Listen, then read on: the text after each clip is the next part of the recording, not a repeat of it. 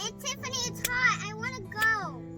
So have you ever been stuck in a parking lot with all your kids and you can't get the key to your ignition to turn on? Well, if you're like any stay-at-home mom or crazy mom with a ton of kids in your car, you might have accidentally turned your car off and left it in neutral, and that's why your car won't turn on. So see if you can put it into park, and then your car will start.